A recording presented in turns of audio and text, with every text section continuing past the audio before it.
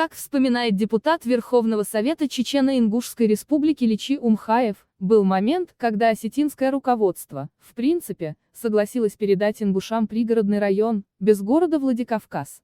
Это было как раз накануне распада СССР. Во время подготовки съезда, ко мне, как к председателю оргкомитета по подготовке съезда чеченского народа, приехали представители ингушского оргкомитета из пригородного района, Акильговс, с товарищами, и рассказали, что одной из причин нежелания руководства Осетии решить проблему возвращения ингушских территорий является то, что якобы чеченцы не поддерживают ингушей в этом вопросе, а самостоятельно решить эту проблему ингушам не под силу. И был бы очень желательным приезд представителей чеченской части депутатского корпуса Верховного Совета Чечено-Ингушской Республики для демонстрации поддержки своим братьям. Мы согласились, и в составе 4 человек: Осмаева, Цеабаева, Разаханова и меня буквально на следующий день поехали в Осетию. Было это в сентябре 1990 года. Приехав во Владикавказ, в Верховный Совет Осетии, мы попросили доложить, что приехала группа чеченцев-депутатов. Нас сразу же встретил Галазов. Узнав о цели визита, он собрал в кабинете своих заместителей, в общей сложности 9 человек из высшего руководства Осетии. Состоялся серьезный и обстоятельный разговор о цели нашего приезда. Мы однозначно заявили, что проблема возвращения отторгнутых ингушских территорий волнует чеченцев не в меньшей мере, чем ингушей, и что мы будем настаивать на ее спокойном и справедливом политическом решении. После длительного обсуждения было признано, что осетинское руководство готово вернуть земли пригородного района, за исключением правобережной части Владикавказа, которая, по их словам, сосредотачивает 75% промышленного потенциала Осетии и передача которой поставит крест на самом факте существования Осетии как республики. Для доказательства серьезности своих намерений, мы попросили их создать комиссию для начала переговорного процесса по указанной проблеме. Комиссия в нашем присутствии была определена. Председателем ее был назначен первый заместитель председателя Верховного Совета, Бирагов. За нами оставалось только создать такую же полномочную делегацию с ингушской стороны и обеспечение нормального, без эксцессов, хода переговоров. С этой радостной, по нашим соображениям, вестью мы приехали в Назрань, где нас ждало руководство ингушского оргкомитета и активисты партии Нисха во главе с Исаак Дзаевым. Нас в буквальном смысле огорошили, заявив, что без возвращения правобережной части города Владикавказа никакого переговорного процесса в принципе быть не может. И даже были упреки в том, что мы заняли якобы недостаточно жесткую позицию по этому вопросу. Мы высказали все то, что мы думаем по этой линии ингушских лидеров, а также о ее возможных последствиях, и уехали. На этом переговорный процесс с нашим посредничеством сорвался, хотя активно работало в этом направлении и руководство Верховного Совета ЧИР. Вот что пишет об этом член Президиума Верховного Совета ЧИР Абдулла Бугаев. В данной связи хочется вспомнить один малоизвестный факт, который, на мой взгляд, мог иметь достаточно важное для истории Чечено-Ингушетии значение. Еще 12 августа, поздно ночью, во Владикавказе произошла рабочая встреча делегаций двух наших республик, на которой председательствовал тогдашний заместитель председателя правительства РСФСР Олег Лобов. Предметом обсуждения стали известные проблемы, связанные с пригородным районом. Нашу республику представляли Завгаев, председатель Совмина Чирбеков, и ваш покорный слуга, председатель постоянной комиссии по национальной политике и межнациональным отношениям Верховного Совета Чечено-Ингушетии. На этой встрече нами, совершенно неожиданно для представителей Северной Осетии, был предложен проект согласительного протокола, состоявший из 4 пунктов и предусматривавший реальные меры, практическое осуществление которых позволило бы, на наш взгляд, исчерпывающе урегулировать территориальные проблемы, возникшие между двумя республиками в результате сталинской депортации. Хочу подчеркнуть, так как не помню, что это было где-то еще озвучено, северо-осетинская сторона во главе с первым руководителем республики Галазовым не стала отвергать наше предложение. Можно сказать даже, что, в принципе, согласилась с ними. Поэтому для дальнейшей работы по подготовке окончательного варианта протокола была создана двусторонняя рабочая группа. 19 августа 1991 года, рано утром, в соответствии с достигнутыми неделю назад договоренностями, мы выехали в Осетию, чтобы окончательно согласовать нашу позицию с руководством СА АССР. Весть о ГКЧП нас и застала в пути. Но мы все же продолжили свой путь и приехали во Владикавказ. Однако, в сложившейся ситуации руководство Северной Осетии сочло, что момент для обсуждения этого, хотя и животрепещущего для обеих автономий вопроса, не слишком подходящий, и поэтому какого-то конкретного результата нам достичь не удалось. Согласительный протокол, условное рабочее название проекта, состоял из 4 пунктов. Передать территорию пригородного района и части Молгобекского района под юрисдикцию Чечено-Ингушской АССР. Просить соответствующие органы власти СССР отменить постановление Совета министров СССР номер 183, ограничивающее прописку лиц ингушской национальности на территории ИСА, АССР. В установленном порядке согласовать механизм материальной и моральной компенсации населения ЧИ, АССР, ИСА, АССР, пострадавшего в результате этнических депортаций. Органам власти Северной Осетии и Чечено-Ингушетии сформировать рабочие группы для согласования механизмов и процедуры практического решения задач, обозначенных в пунктах настоящего согласительного протокола.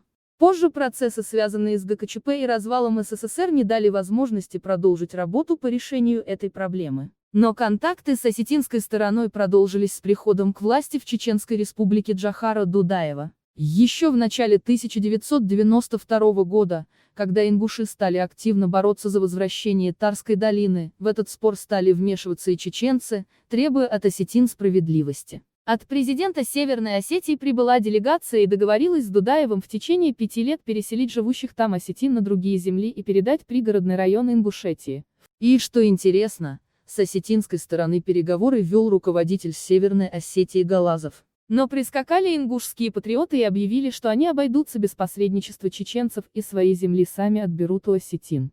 Как мы видим, если бы не амбиции некоторых ингушских лидеров, требовавших все и сразу, не только возвращение пригородного района, но и правобережной части Орджоникидзе, Владикавказа, отдельной административной единицы, не входившей до 1933 года ни в Осетию, ни в Ингушетию, то проблема пригородного района вполне могла быть решена и он, возможно, был бы возвращен республике еще до развала Советского Союза. А потом уже при Дудаеве ингуши решили решить этот вопрос самостоятельно. Трагический конфликт между осетинами и ингушами в 1992 году закончился поголовным изгнанием ингушей не только из пригородного района, но и со всей территории Северной Осетии.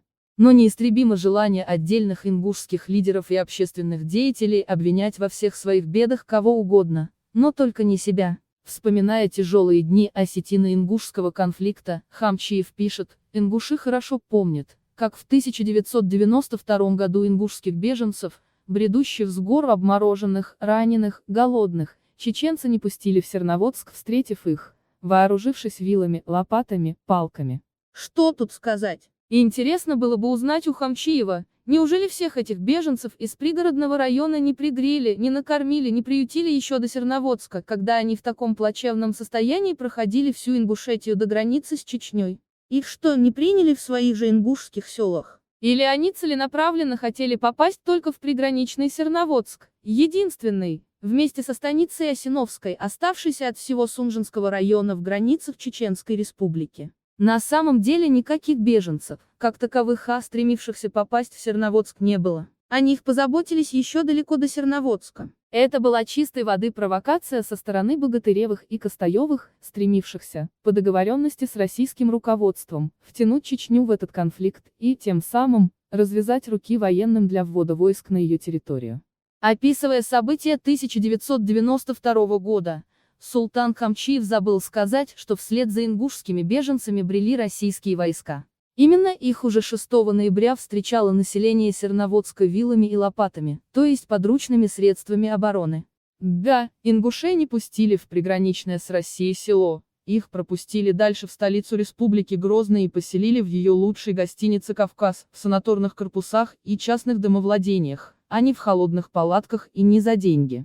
Народному совету Ингушетии во главе с Янароевым и Богатыревым, заявившим на Втором съезде ингушского народа о воссоздании своей автономии и сформировании оргкомитета по его восстановлению, только это и надо было. Ситуация, когда Чечня заявила об учреждении собственного независимого государства, а Ингушетия на референдуме проголосовала за единство с Россией, была идеальной для закрепления Сунжинского и части Молгобекского районов, никогда не входивших в какое-либо ингушское государственное образование, за Ингушетией. И эти районы, являвшиеся до объединения Чечни и Ингушетии в 1934 году составной частью Чеченской автономной области, Богатыревы с помощью России надеялись сохранить за собой. В таком случае, территориальная проблема, связанная с Чечней, решалась сама собой, так как воевать за эти районы с Россией у независимой Чечни не было ни сил, ни возможностей, а отдавать эти районы самостийной Чечне Россия не собиралась. Мы также не забыли, как российские войска, стремившиеся занять позиции вдоль восточной границы Сунжинского района, были остановлены чеченскими ополченцами на линии Осиновская-Серноводская. По всей видимости, Богатыревы договорились с Ельциным, что при создании Ингушской республики, Сунжинский район бывшей Чечено-Ингушетии останется в ее составе, в качестве, своего рода, утешительного приза за пригородный район. Богатырев предъявляет нелепые обвинения в адрес руководства Чечни в том, что они не только знали о предстоящей бойне, но и являлись ее прямыми соучастниками. Все действия осетинского руководства согласованы с чеченскими руководителями. Иначе чем было объяснить частые визиты тех и других в Грозный и Владикавказ в течение месяца перед началом геноцида ингушского народа? Пишет автор. За этот месяц, продолжает он, в городе Владикавказе несколько раз побывали чеченские руководители. 2 раза там побывал сам генерал Дудаев. 1 раз он просил у известного ингушского писателя Идриса Базоркина обратиться к своему народу, чтобы он вновь вошел в состав Чечни. 2 раз он привез путевки семье писателя и настойчиво просил его уехать лечиться в Кисловодск. Хотелось бы спросить у Богатырева, какие тайные сепаратные переговоры с осетинами во Владикавказе мог вести Дудаев, если он ездил туда в открытую, со своим многочисленным эскортом, через всю территорию Ингушетии. Он же запросто мог это сделать, как говорится, без всякого шума и суеты, если он что-то хотел скрыть. Из чего это он вдруг, во время своих тайных вечерей с осетинами навещал классика ингушской литературы Базоркина? Что же касается того, чем объяснялись частые визиты тех и других в Грозный и Владикавказ, то это, как мы отмечали выше, как раз было связано с переговорным процессом о возвращении пригородного района ингушскому народу. Далее Богатырев пишет, когда 2 ноября 1992 года начался варварский обстрел ингушских населенных пунктов из тяжелых орудий. Я по просьбе тех же стариков, поехал в Грозный, чтобы просить у генерала Дудаева оружие с единственной целью – задержать агрессоров хотя бы на несколько часов и обеспечить отход безоружных людей из пылающих населенных пунктов. Я знал, что Дудаев нам оружие не даст. Знал я и то, что все действия осетинского руководства согласованы с чеченскими руководителями. Иначе чем было объяснить частые визиты тех и других в Грозный и Владикавказ в течение месяца перед началом геноцида ингушского народа? Как мог Дудаев дать оружие ингушам, если конфликт в пригородном районе, по замыслу его авторов, должен был решить 2 главные задачи – выдавить из района ингушей и втянуть в конфликт Чечню, чтобы под этим благовидным предлогом расправиться с мятежной республикой. Богатырев рассказывает, оружие нам, конечно, не дали. Через своего помощника Алсултанова, Джахар Дудаев, на нашу просьбу передать ингушам определенное количество тяжелого оружия, ответил: пусть ингуши выйдут из состава России, объявят ей войну, разгонят все структуры органов власти, в том числе и депутатов всех уровней, и присоединятся к Чечне. Тогда я дам ингушам оружие, а в противном случае не дам. Достойный ответ генерала, который прекрасно понимал провокационный характер визита делегации во главе с Богатыревым. При анализе сложившейся тогда ситуации создается впечатление, что Богатырева, Сейнароева, Кадзаева с их Народным советом и партией Нисха, вольно или невольно, использовали для того, чтобы сорвать процесс мирного возвращения ингушам пригородного района, в соответствии с законом о реабилитации репрессированных народов, а также чтобы вовлечь чеченцев в данный конфликт, с целью решения чеченской проблемы. Но не удалось перехитрить Дудаева и втянуть в конфликт Чечню. В связи с этим, напрашивается неприятный для Богатырева и его компании, но естественный в таком случае вопрос, почему они так жестоко подставили свой народ, если заранее обо всем знали. Что это, святая простота или обыкновенное предательство?